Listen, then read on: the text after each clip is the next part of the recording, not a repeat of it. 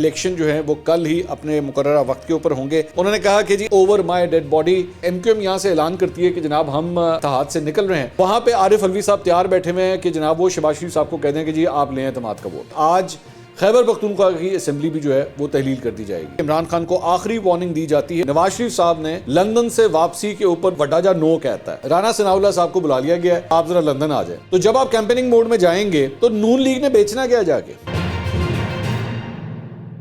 السلام علیکم ناظرین, میں ہوں منصور علی خان. اپنے ڈیجیٹل چینل کے اوپر آپ کو خوش آمدید کہوں گا. ناظرین, خبریں کافی زیادہ ہیں. پولیٹیکل ایکٹیویٹیز چونکہ بڑھ رہی ہیں تو اس لیے خبریں بھی بہت زیادہ ہیں.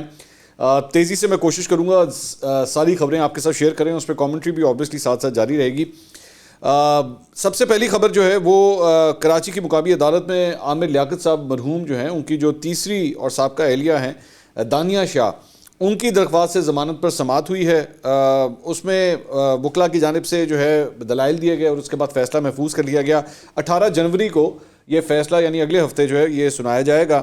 ان کے اوپر بیسکلی الزام یہ تھا کہ انہوں نے ڈاکٹر عامر لیاقت کی نازیبہ تصاویر اور ویڈیوز جو ہیں وہ وائرل کی تھیں, جس کی وجہ سے انہیں لودھراں سے گرفتار کیا گیا تھا. اچھا جی, ایک اور بڑا ہی افسوسناک واقعہ میں یہ کہنا چاہوں گا. یہ ایک جرنلسٹ ہیں شاہد اسلم, یہ بول ٹی وی میں کام کرتے ہیں. ان کو ایف آئی اے نے کل رات کو گرفتار کیا اور گرفتار کرنے کے بعد آج ان کو اسلام آباد کی عدالت کے اندر پیش کیا گیا. ان کے اوپر بیسکلی جو الزام لگایا گیا ہے وہ یہ ہے کہ سابق army chief general Qamar Javed Bajwa اور ان کے اہل خانہ کے ٹیکسٹ ریکارڈ جو ہیں وہ انہوں نے نکلوائے تھے اور اس بنیاد کے اوپر جو ہے انہیں گرفتار کیا گیا تھا. شاہد اسلم صاحب جو ہیں انہوں نے ایف بی آر سے بیسکلی وہ ریکارڈ جو ہے جو ٹیکسٹ ریکارڈ تھا ان کے اوپر یہ الزام ہے کہ انہوں نے وہ نکلوایا تھا. تو ان کو آج عدالت میں پیش کیا گیا. وہاں پہ پروسیکیوٹر نے کہا کہ جی شاہد اسلم نے غیر ملکی افراد کو انفارمیشن دی, ان کے خلاف ثبوت مل رہے ہیں جن سے معلوم ہو رہا ہے کہ انفارمیشن باہر دے رہے تھے. اس کے بعد ان کے جسمانی ریمانڈ کی جو ہے وہ استدعا کی گئی. شاہد اسلم نے اس موقع پہ کہا کہ میں ایف بی آر کافی عرصے سے کور کر رہا ہوں, میں صحافی ہوں, اپنی پیشہ ورانہ ذمہ داری جانتا ہوں, میرے خلاف کوئی ثبوت نہیں, کوئی غیر قانونی کام نہیں کیا. انہوں نے کہا میں نے کوئی ڈیٹا سابق چیف آف آرمی سٹاف سے متعلق کسی کو نہیں دیا, انٹرنیشنل میڈیا کے لیے کام کیا, میں عزت دار انسان ہوں. پروسیکیوٹر نے کہا کہ شاہد اسلم اپنے لیپ ٹاپ کا پاسورڈ کیوں نہیں دے رہے. جج نے کہا کہ بطور صحافی انفارمیشن لینا غلط تو نہیں ہے. پروسیکیوٹر نے کہا کہ ایف بی آر کی انفارمیشن لیک کرنے والے ملزمان نے شاہد اسلم کا بار بار نام لیا ہے. ان کے وکیل نے کہا کہ شاہد اسلم کے وکیل نے کہا کہ عدالت تعین کرے شاہد اسلم کو گرفتار ٹھیک طریقہ کار سے کیا بھی گیا ہے یا نہیں. اگر ان کو غلط گرفتار کیا گیا ہے تو یہ اغوا کیا گیا ہے. ان کے وکیل نے کہا کہ کیا کیس میں ملزمان کے بیان کو مصدقہ قرار دیا جا سکتا ہے. شاہد اسلم کو بیان پر گرفتار کرنا قطعاً ٹھیک نہیں. گزشتہ 24 گھنٹوں سے ایف آئی اے نے شاہد اسلم کو گرفتار کیا ہوا ہے. بعد میں عدالت نے شاہد اسلم کا 2 روزہ ریمانڈ جو ہے وہ جسمانی ریمانڈ جو ہے وہ ایف آئی اے کو دے دیا. اب میرے لیے جو سب سے امپورٹنٹ بات یہ ہے کہ پہلی بات تو یہ کہ شاہد اسلم جو ہے ایک جرنلسٹ ہونے کے ناطے اپنا کام کر رہے تھے. اگر انہوں نے کام کرتے ہوئے جنرل قمر جاوید باجوہ اور ان کے اہل خانہ کی یہ ٹیکسٹ ڈیٹیلز جو ہیں ایف بی آر سے نکلوائی ہیں, this happens all the time, اس میں کوئی حیران کن بات نہیں ہے. اگر یہاں پہ سیاستدانوں کے ٹیکسٹ ریکارڈز اگر نکلوائے جا سکتے ہیں تو ایک سابق آرمی چیف اور ان کے اہل خانہ کے ٹیکسٹ ریکارڈ بھی نکلوائے جا سکتے ہیں. اس میں کوئی غلط کام انہوں نے نہیں کیا ہے. تو دوسری بات یہ کہ یہاں پہ مطلب we need to rise above these things کہ جی کچھ لوگ جو ہیں وہ ٹچبلز ہیں اور کچھ لوگ جو ہے وہ ان ٹچبلز ہیں. آپ کو بس کافی ہو گیا, 75 سال سے ہم یہی سلسلہ دیکھ رہے ہیں کہ جناب سیاستدان کے حوالے سے تو سب کچھ کیا جا سکتا ہے لیکن جج اور جرنیل کے حوالے سے کچھ نہیں کیا جا سکتا. تیسری بات یہ افسوسناک بات جو ہے اس کا سارا ذمہ جو ہے وہ شہباز شریف کے اوپر آتا ہے, یہ بلاول بھٹو زرداری کے اوپر آتا ہے, مولانا فضل الرحمان کے اوپر آتا ہے, کیونکہ اس وقت ان لوگوں کی حکومت ہے. ان کی حکومت کے اندر جو ہے یہ صحافیوں کے ساتھ یہ کچھ ہو رہا ہے. کل کو جب بھی اس حکومت کی تاریخ لکھی جائے گی, میں یہ کہہ دینا چاہتا ہوں یہ بات کہ یہ لکھا جائے گا کہ ان کے دور کے اندر ارشد شریف کا قتل ہوا, ان کے دور کے اندر اس طرح شاہد اسلم کو اٹھایا گیا, ان کے دور کے اندر صحافیوں کو پاکستان چھوڑ کے جانا پڑا. آج بھی صابر شاکر جو ہیں وہ پاکستان سے باہر ہیں. صحافیوں کو نوکریوں سے بے دخل کیا گیا.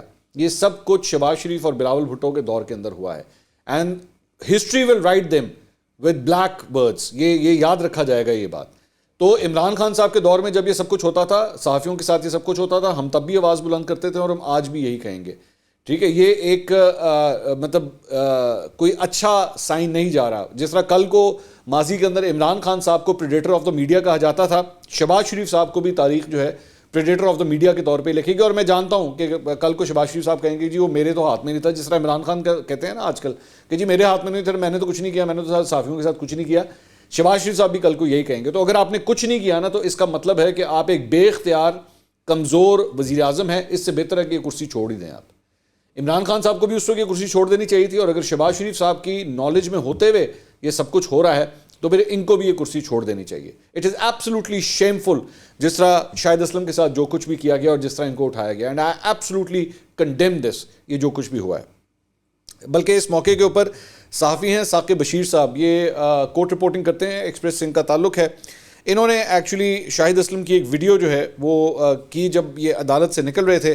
انہوں نے کہا کہ جی ایف آئی اے والے مجھ سے میرے فون اور میرے لیپ ٹاپ کا جو ہے وہ پاسورڈ مانگ رہے ہیں, اوور مائی ڈیڈ باڈی, الٹا لٹکا دیں, ہڈیاں توڑ دیں, میں پروفیشنل صحافی ہوں, میرے بہت سورسز ہیں, پاسورڈ نہیں دوں گا, اور دینا بھی نہیں چاہیے. بالکل کیا صحیح کیا شاہد اسلم نے, ان کو دینا بھی نہیں چاہیے. یہ کافی بدماشی جو ہے یہ ہو گئی. اور یہ ذہن میں رکھیے گا کہ میں نے باقی لوگوں کے تو نام لیے, لیکن F I A actually comes directly under Rana Sanaullah. یہ رانا ثناء اللہ صاحب کے انڈر آتا ہے. تو یہ رانا ثناء اللہ صاحب کی وہ جو بدماشیاں تھیں نا, جو وہ مئی کے مہینے سے چل رہی تھی جب انہوں نے پاکستان تحریک انصاف کے لوگوں کے ساتھ سب کچھ کیا تھا, یہ شاہد اسلم کے ساتھ بھی جو کچھ ہو رہا ہے یہ رانا ثناء اللہ صاحب اس کے ذمہ دار ہیں, کیونکہ یہ منسٹری ان کی منسٹری ہے جس کے انڈر ایف آئی اے آتا ہے. آج یہ صحافی کے ساتھ جو کچھ ہو رہا ہے اس کی تمام تر ذمہ داری رانا ثناء اللہ کے اوپر آئے گی. یہ وہی رانا ثناء اللہ ہے جس کو آپ نے پنجاب کا سیویئر بنا کے بھیجا تھا, اور الٹا جو ہے ان کو شکست کا منہ دیکھنا پڑا اور اس کے بعد واپس جانا پڑا. ٹھیک ہے, یہ ان کے انڈر یہ سب کچھ ہو رہا ہے. اس کے علاوہ ایک اور معاملہ جو ہے ممنوعہ فنڈنگ کیس کے اندر جو ہے وہ آج جو عمران خان صاحب کے خلاف ایک کیس چل رہا ہے فورن ایکسچینج ایکٹ کے تحت جو درج ہوا ہوا ہے مقدمہ بینکنگ کورٹ کے اندر. بینکنگ کورٹ کی جج رخشندہ شاہین صاحبہ انہوں نے اس کیس کی سماعت کی, اور اس پہ عمران خان صاحب پیش نہیں ہوئے. تو بعد میں جو تحریری حکم نامہ جاری کیا گیا ہے اس میں کہا گیا کہ عمران خان کو آخری وارننگ دی جاتی ہے اور موقع دیا جاتا ہے کہ وہ آئندہ سماعت پر عدالت میں پیش ہوں. اس کے علاوہ جلد از جلد ایف آئی اے کے سامنے شامل تفتیش بھی ہوں, اور عمران خان کی ضمانت کے اوپر جو یہ درخواست کے اوپر جو کارروائی ہے وہ 21 جنوری کو جو ہے دلائل طلب کر لیے گئے ہیں, اور عمران خان صاحب کو وارننگ جاری کی گئی ہے. عمران خان صاحب آپ جانتے ہیں ویسے وہ گھر میں بیٹھ کے صبح سے لے کے شام تک ملاقاتیں کرتے ہیں, مطلب صحافیوں کے ساتھ اور دیگر لوگوں کے ساتھ, لیکن عدالت جو ہے وہ نہیں جا سکتے. دس از کوائٹ اسٹرینج. اچھا, تھوڑی سی میں ذرا سندھ کی صورتحال کے حوالے سے بات کروں گا. سندھ حکومت نے جو ہے وہ بلدیاتی الیکشن کروانے سے انکار کیا تھا. انہوں نے الیکشن کمیشن آف پاکستان کو یہ بتایا تھا کہ کل یہ ہونے والے ہیں بلدیاتی انتخابات, یہ ہم نہیں کروا سکتے. اس میں انہوں نے انتخابات کو مؤخر کرنے کی سفارش کی تھی. اس میں کہا گیا تھا کہ سیکیورٹی کے مسائل کا سامنا ہے اور کوئی بھی ناخوشگوار واقعہ رونما ہو سکتا ہے, لہٰذا سیکیورٹی کے فول پروف انتظامات ہونے تک بلدیاتی الیکشن جو ہے ملتوی کر دیے جائیں. بلدیاتی انتخابات مؤخر کرنے کی درخواست پر الیکشن کمیشن کا پھر اجلاس ہوا, اور اس کے بعد اجلاس کے بعد جو فیصلہ کیا الیکشن کمیشن آف پاکستان نے وہ یہ تھا کہ جی اس درخواست کو مسترد کیا جاتا ہے اور الیکشن جو ہے وہ کل ہی اپنے مقررہ وقت کے اوپر ہوں گے. الیکشن کمیشن آف پاکستان نے ہدایت جاری کر دی ہیں. تو اس کے اوپر جو آخری اطلاعات آئی تھیں وہ سندھ حکومت کی جانب سے, یعنی پاکستان پیپلز پارٹی سندھ حکومت کی جانب سے, انہوں نے کہا کہ جی ہم نے جو کچھ کرنا تھا ہم نے کر لیا, ہم نے پوری ٹرائی کر لی ہے, لیکن الیکشن کمیشن جو ہے وہ اس کے اوپر نہیں مان رہا. یہ ذہن میں رکھیے گا کہ ایم کیو ایم جو ہے وہ ایکچولی یہ سارا پریشر ڈال رہی ہے پاکستان پیپلز پارٹی کے اوپر کہ جناب ان الیکشنز کو جو ہے آپ مؤخر کروائیں, اور اسی لیے کل رات کو جو ہے وہ دھمکیاں بھی دی گئی تھیں کہ جی ہم حکومت سے جو ہے وہ الگ ہونے جا رہے ہیں, کیونکہ ان کو اس بات کا پتہ ہے, ایم کیو ایم کو اس بات کا پتہ ہے کہ اگر یہ الیکشنز ہوتے ہیں تو بلدیات کے اندر جو ہے اس وقت ان کی پوزیشن بہت کمزور ہے. ایک جگہ پہ جماعت اسلامی کا کراچی کے اندر جو ہے اس وقت کافی زیادہ اسٹرانگ ہولڈ وہ بنا ہوا ہے, ساتھ ہی ساتھ پاکستان تحریک انصاف بھی جو ہے وہ وہاں پہ رائز کر رہی ہے. تو ایم کیو ایم کو اس بات کا شک ہے کہ کراچی اور حیدرآباد سے جو ہمیں مطلوبہ ریزلٹس ہیں وہ ہمیں نہیں مل سکیں گے, جس کی وجہ سے وہ اس کو ڈیلے کرنا چاہتے ہیں. اب چونکہ وہ ڈیلے نہیں ہو رہا تھا اور اب تو دوبارہ آج الیکشن کمیشن نے بھی یہ فیصلہ دے دیا ہے, تو دوبارہ ایم کیو ایم نے جو ہے وہ اب اپنا اجلاس بلا لیا ہے, اور وہ بیسکلی جو جواز دے رہے ہیں وہ یہ دے رہے ہیں کہ جی یہاں پر دوبارہ سے مردم شماری جو ہے وہ کراچی کے اندر ہونی چاہیے. مردم شماری ٹھیک نہیں ہوئی کسی یو سی کے اندر جو ہے وہ کم لوگ ہیں, کسی یو سی کے اندر زیادہ لوگ ہیں, صحیح طرح مردم شماری کروائیں اور اس کے بعد الیکشن کروائیں. جبکہ الیکشن کمیشن آف پاکستان یہ کہہ رہا ہے کہ جی ہم پرانی مردم شماری کے مطابق ہی الیکشنز کروائیں گے, تو معاملہ یہاں پہ پھنسا ہوا ہے. اس کا پریشر جو ہے وہ ایم کیو ایم ڈال رہی ہے حکومت کے اوپر کہ جی ہم حکومت سے نکل جائیں گے. اچھا, وہاں پہ حکومت کے لیے پرابلم یہ ہے کہ اگر ایم کیو ایم حکومت سے نکلتی ہے, ویسے نمبر گیمز کے لحاظ سے پھر بھی حکومت جو ہے نا میری اطلاعات کے مطابق پھر بھی کچھ کمفرٹیبل پوزیشن میں ہے, لیکن اگر کچھ ایسا ہوتا ہے کہ ایم کیو ایم یہاں سے اعلان کرتی ہے کہ جناب ہم اتحاد سے نکل رہے ہیں، تو وہاں پہ عارف علوی صاحب تیار بیٹھے ہوئے ہیں کہ جناب وہ شہباز شریف صاحب کو کہہ دیں کہ جی آپ لیں اعتماد کا ووٹ. تو اس سلسلے میں بلکہ آج اے آر وائی کے اوپر بھی یہ رپورٹ کیا گیا کہ پاکستان تحریک انصاف جو ہے وہ مسلم لیگ نون کے 4 یا 5 ایم این ایس کے ساتھ بھی رابطے کے اوپر ہے، اور وہی معاملہ جو ہے وہ ٹکٹ کی آفر کا ہی ہے کہ جی ہم آپ کو ٹکٹ دے دیں گے، جس دن شہباز شریف کو اعتماد کا ووٹ لینے کا کہا جاتا ہے اس دن آپ ایبسنٹ ہو جائیں. جس طرح ان کے 5 ایم پی ایز ایبسنٹ ہوئے تھے نا ابھی پرویز الہی صاحب کے اعتماد کے ووٹ کے اندر، تو ان کو بھی یہ لالچ دیا جا رہا ہے کہ آپ بھی جو ہے وہ بیچ میں سے نکل جائیں. اب یہ کس حد تک ہوا ہے یا نہیں ہوا، یہ نون لیگ نے بھی اس وقت بڑے کلیم کیے تھے، آپ کو یاد ہوگا کہ جناب 14 بندے ہمارے پاس ہیں، سب کچھ ہے. یہ اکثر اس قسم کا جو پروپیگنڈا ہوتا ہے نا وہ ڈیلیبریٹلی بھی چھوڑا جاتا ہے، جس طرح نون لیگ نے چھوڑا تھا لیکن جب عین وقت آیا تو اس کے اوپر وہ ایکسپوز ہو گئے. تو ڈیلیبریٹلی بھی یہ چھوڑا جاتا ہے تاکہ رینکس اینڈ فائلز کے اندر جو ہے نا وہ ذرا تھوڑا سا رولا رپا ڈلوا دیا جائے. تو کیونکہ ان کو اس بات کا پتہ ہے کہ نون لیگ کے رینکس اینڈ فائلز جو ہے نا اس وقت کافی پریشان ہوئے ہیں، اور وہاں پہ فرسٹریشن پائی جاتی ہے، اداسی پائی جاتی ہے، غم غصہ سارا کچھ ہے. تو اس وجہ سے یہ ایک اچھا موقع ہے انٹرسیپٹ کرنے کا. It's a brilliant political move, I have to say this, it's a good political move. تو ایک تو یہ ڈیولپمنٹ ہے. اچھا، ساتھ ہی ساتھ اس سلسلے میں 2-3 چینلز نے ایکچولی رپورٹ کیا ہے، ہم نیوز نے، ایکسپریس نے اور دنیا نے یہ رپورٹ کیا ہے کہ جی نواز شریف صاحب نے لندن سے واپسی کے اوپر جو ہے وہ ٹوٹل وڈا جا نو کہتا ہے کہ نہیں جی ابھی تو میری کوئی واپسی نہیں ہو رہی. تو یہ جو خبر آئی ہے، ظاہری بات ہے اس کا فیصلہ تو بھی بعد میں آفیشلی اناؤنس ہو جائے گا اگر ہونا ہوا تو، لیکن جو خبر دی جا رہی ہے اس کے مطابق انہوں نے کہہ دیا جی میں تو ابھی کسی صورت واپس نہیں آ رہا. پہلے مریم نواز کو پہلے فیز میں بھیجا جائے گا، مریم نواز جو ہیں وہ اس کے بعد رپورٹ بیک کریں گی اور اس کے بعد جو ہے وہ نواز شریف صاحب واپسی کا کوئی فیصلہ کریں گے. لیکن اسی دوران ایک اور یہ خبر بھی آئی ہے کہ رانا ثناءاللہ صاحب اب لندن جانے لگے ہیں.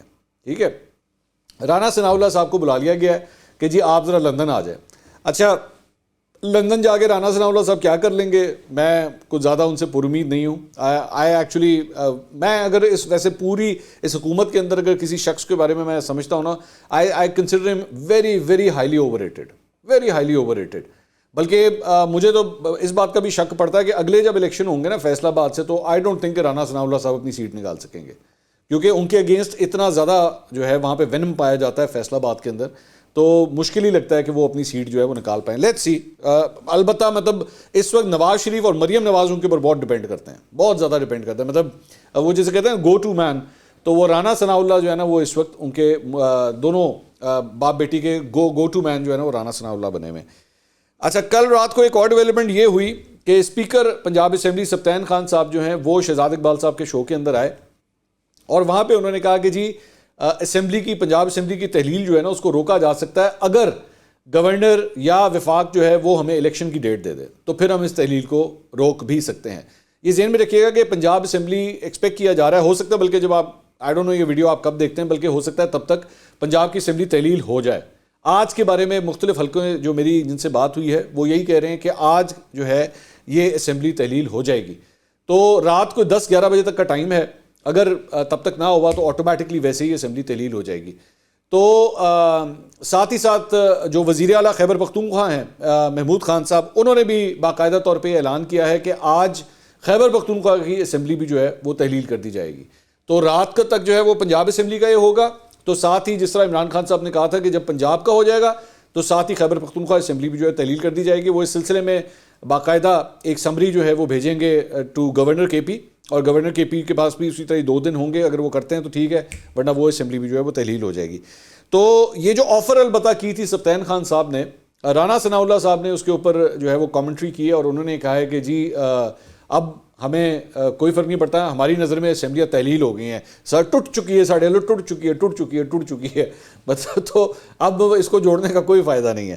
تو انہوں نے کہا کہ جی ہمیں اب اس کو نہیں جوڑنا، ساڑھے ٹوٹ چکی ہے. خیر، اچھا، اب مسلم لیگ نون اور پاکستان تحریک انصاف کے کیمپ سے یہ خبر آ رہی ہے کہ دونوں سائڈ جو ہے نا اب نگراں وزیر اعلیٰ کے ناموں کے اوپر اس وقت مشاورت کر رہے ہیں کہ اگلا وزیر اعلیٰ کون ہوگا. رانا ثناءاللہ صاحب نے ایکچولی آج میڈیا سے گفتگو کرتے ہوئے اس ٹاپک کے اوپر یہ بات کہی کہ حمزہ شہباز جو ہے وہ کوئی مشاورت نہیں کریں گے پرویز الہی کے ساتھ ان ناموں کے اوپر.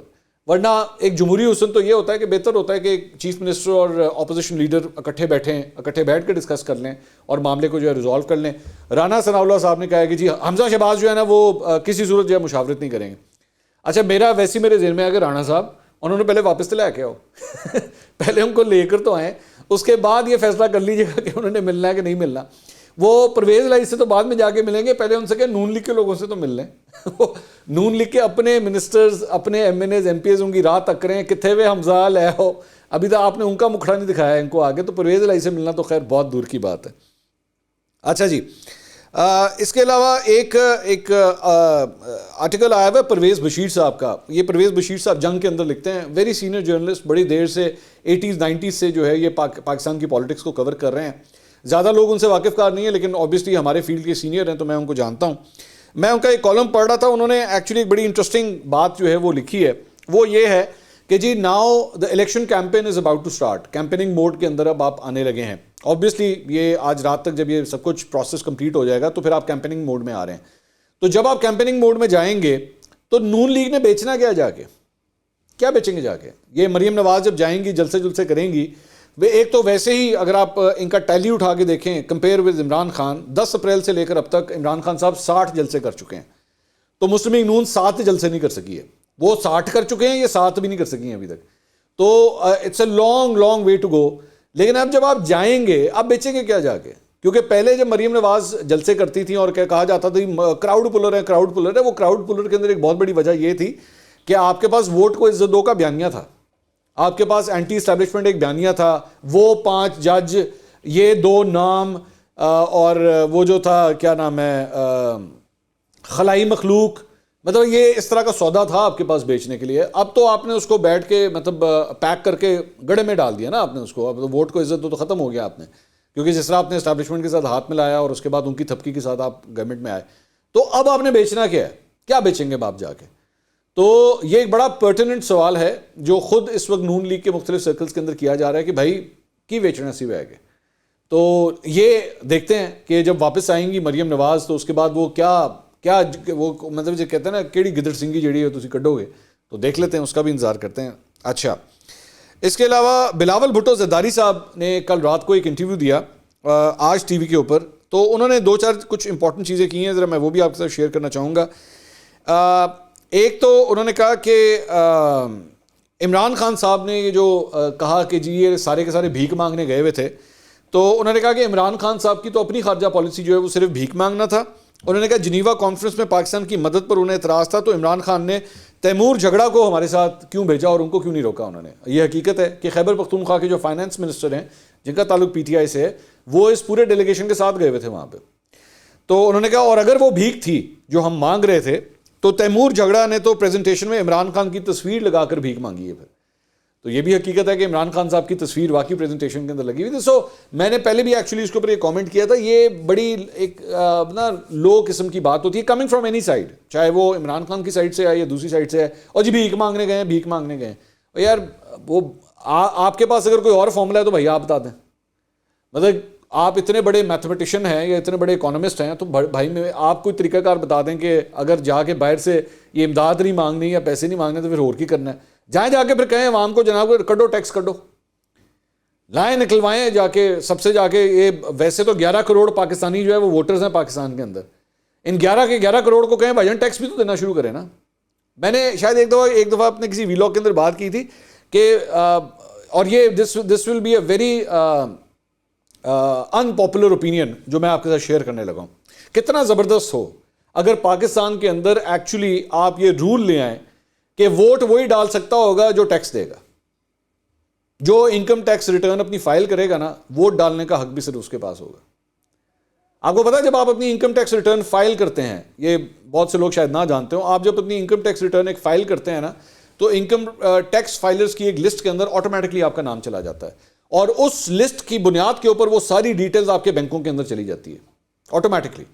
بینکوں میں گاڑی خریدنے کے حوالے سے, پراپرٹی آپ نے اگر خریدنی ہے, ہر جگہ وہ اس لسٹ کے اندر آپ کا نام جو ہے وہ آٹومیٹکلی چلا جاتا ہے, تاکہ وہاں پہ اس کے بعد ٹیکس فائلر کا ریٹ اور لگتا ہے, نان ٹیکس فائلر کا ریٹ اور لگتا ہے. تو اگر یہی list election commission of Pakistan کے ساتھ شیئر کر دی جائے اور یہ کہا جائے کہ جناب صرف یہ لوگ جو ہیں جو پاکستان کو انکم ٹیکس دیتے ہیں صرف ان کو اختیار دیا جائے ووٹ دینے کا تو یہ 11 کروڑ جو ہے نا کم ہو کے 1 لاکھ پہ آ جائیں گے اتنے کم ہو جائیں گے یہاں پہ پاکستان کے اندر.